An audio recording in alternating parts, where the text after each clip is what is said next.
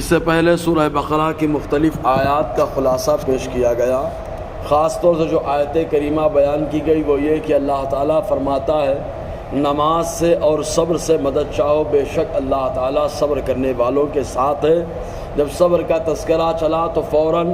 بدر میں جو 14 صحابہ کرام شہید ہوئے، جن میں سے 6 کی تعداد مہاجر کی رہی اور 8 صحابہ کرام انصار میں سے رہے۔ جب یہ لوگ شہید ہوئے تو پہلی بار چونکہ اسلام اور کفر کے مابین مقابلہ ہوا تھا اور 14 افراد شہید کیے گئے، اس لیے لوگوں میں ہنگامہ ہو گیا اور غیروں کی طرف سے یہ بات مشہور ہو گئی کہ یہ لوگ اگر حق پر ہوتے تو یہ قتل نہ کیے جاتے، شہید نہ کیے جاتے، دیکھو یہ لوگ مار دیے گئے، طریقے بہت ساری باتیں ان لوگوں نے کہنی شروع کر دی۔ تب اللہ تبارک و تعالیٰ نے ان لوگوں کی عظمت کو بتانے کے لیے آیت کریمہ نازل فرمائے اور ارشاد فرمایا جو راہ خدا میں قتل کیے جائیں، مارے جائیں، انہیں مردہ مت کہو بلکہ وہ زندہ ہے اور تمہیں ان کی زندگی کا احساس نہیں ہے۔ تو اللہ تبارک و تعالیٰ نے ان کی زندگی کا تمغہ عطا فرما دیا۔ اب یہاں پر کئی گروہ ہچکولے کھا گئے اور جھٹکے کھا کر متزلزل ہو کر کے گر بھی پڑے،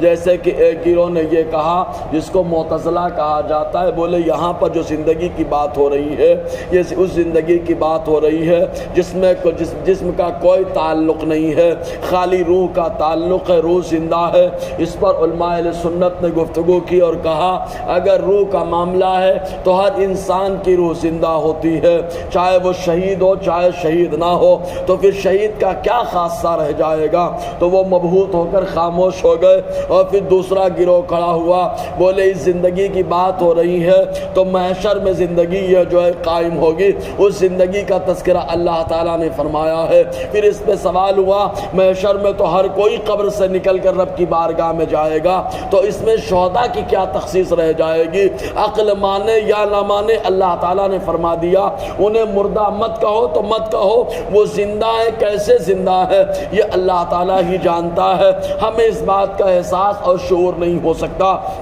اور اللہ تعالیٰ نے جب ان کو زندگی عطا فرمائی تو ایک حدیث پاک میں آیا حضور صلی اللہ علیہ وسلم ارشاد فرماتے ہیں شہید جیسے ہی اس کے بدن سے روح نکلتی ہے فوراً سبز پرندوں کے قالب اور جسموں میں آ جاتی ہے اور یہ آنے کے بعد جنت کی سیر کرنے لگتی ہے۔ تب آریہ سماج کھڑا ہوا، اس نے کہا کہ یہ عقیدہ تو ہمارے عقیدے سے ملتا جلتا ہے، کیونکہ ہمارے یہاں آواگمن کا یہی معاملہ ہے، تناسخ کا یہی معاملہ ہے کہ آدمی اس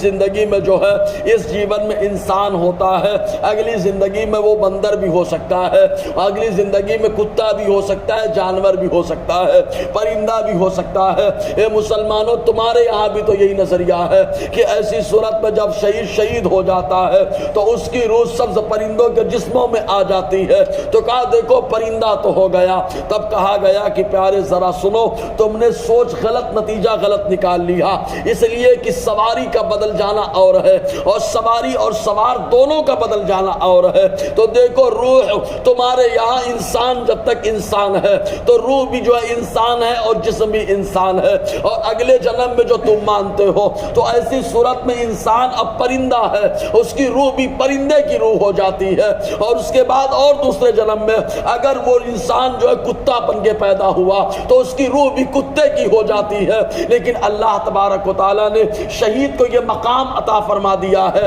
کہ وہ شہید کی روح شہیدی کی روح رہتی ہے، دنیا میں ہے تو انسان شہید ہے، اس کی روح بھی انسان ہے، جنت میں تو بھی انسان ہے، بس خالی اللہ تعالیٰ نے سواری جو ہے سبز پرندوں کے جسموں کو بنا دیا ہے۔ جیسے آدمی کسی بھی گاڑی میں بیٹھتا ہے تو سواری بدل رہی ہے لیکن وہ آدمی وہی رہتا ہے، تو ایسے ہی سبز پرندے کے قالب ہے، یہ سواری بدل گئی لیکن روح وہی رہی۔ بہرکیف تو اللہ تبارک و تعالیٰ ان کی زندگی کے تعلق سے